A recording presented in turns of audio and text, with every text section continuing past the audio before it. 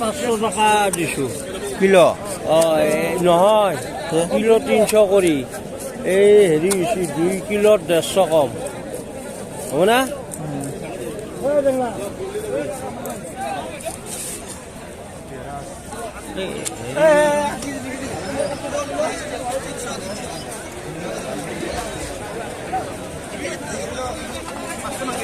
মাছ নহয় মাছ উঠছে নহয়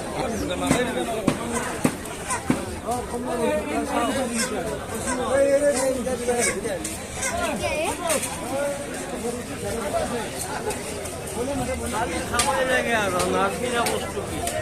1 কিলো এটা নিয়াতকৈ 2 কিলো হৈছে